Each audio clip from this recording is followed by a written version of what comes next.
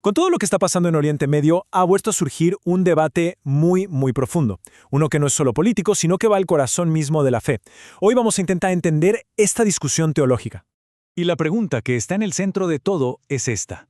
Cuando oímos hablar del pueblo elegido, ¿a quién nos referimos exactamente hoy en día? Porque créanme, la respuesta a esa pregunta es la raíz de una división teológica con implicaciones enormes en el mundo real. Para desenredar esto, vamos a ir paso a paso. Primero, planteamos bien el conflicto y la pregunta. Después, nos vamos a las promesas bíblicas originales para luego entender qué es eso del nuevo Israel. A partir de ahí, veremos cómo se cumplen esas promesas y finalmente cómo se aplica todo esto a la realidad de la guerra y la paz. Como decíamos, la violencia actual ha puesto sobre la mesa un desacuerdo muy profundo sobre qué significa ser el pueblo elegido de Dios en el siglo XXI. A ver, aquí la cosa se divide básicamente en dos grandes posturas dentro del cristianismo. Por un lado, está la que se conoce como sionismo cristiano, que ve al Estado moderno de Israel como el cumplimiento literal de las profecías. Y por otro, la perspectiva que analiza nuestra fuente, que sostiene que esas promesas se cumplieron, pero de una forma nueva, espiritual, en lo que se llama el Nuevo Israel. Pero para entender cualquiera de las dos visiones, es indispensable ir al origen de todo. Tenemos que volver a las promesas que Dios le hizo a Abraham, porque ese es el fundamento de todo el pacto, de esa alianza. Si vamos al libro del Génesis, todo arranca con tres promesas clave que Dios le hace a Abraham.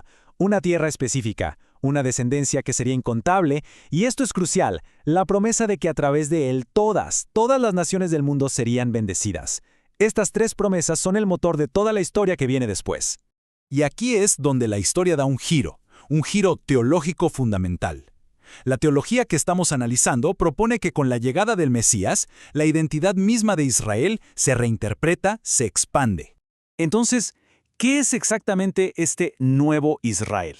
Pues según esta teología, ya no hablamos de un pueblo definido por sangre o por un territorio, sino de una comunidad global unida por la fe. Es la Iglesia, entendida como todos los creyentes en Cristo, vengan de donde vengan, la que es vista como la heredera espiritual de esas promesas originales. Y fíjense que esta idea se apoya directamente en la Escritura. San Pablo, en su carta a los Gálatas, lo dice clarísimo. En Cristo, esas divisiones, judío o griego, se desvanecen. La pertenencia ya no es por linaje, es por fe. Si alguien es de Cristo, entonces es considerado descendiente de Abraham y por lo tanto heredero de la promesa.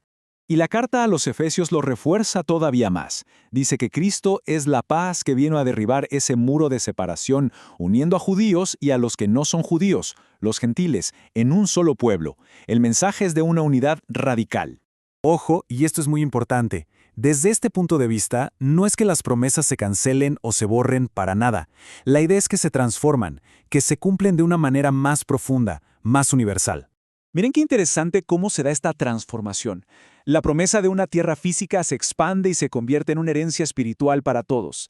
La descendencia por sangre pasa a ser una descendencia por fe, y la bendición que iba a venir a través de una sola nación ahora se extiende a todas las naciones a través de la Iglesia.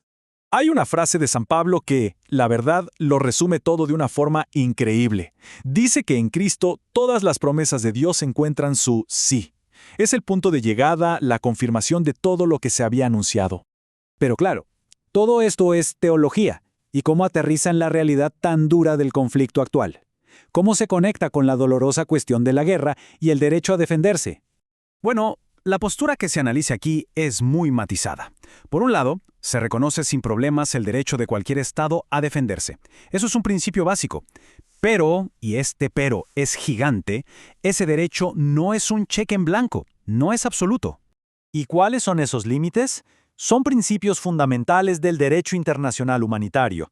La respuesta militar tiene que ser proporcional a la agresión. Se debe distinguir siempre entre combatientes y civiles para proteger a estos últimos, y los lugares sagrados deben respetarse. Así que llegamos al punto crucial. Según este análisis, una cosa es la teología del pueblo elegido, y otra muy distinta es usar ese concepto para justificar cualquier tipo de acción militar, sin límites, ignorando la justicia. Eso, nos dice la fuente, ya no es teología, se convierte en ideología política. Entonces, si ese es el caso, ¿cuál debería ser el papel del nuevo Israel, o sea, de la Iglesia, en medio de un conflicto como este? La conclusión nos lleva a un llamado que va más allá de la política. Según esta visión, el rol no es elegir un bando político sobre otro.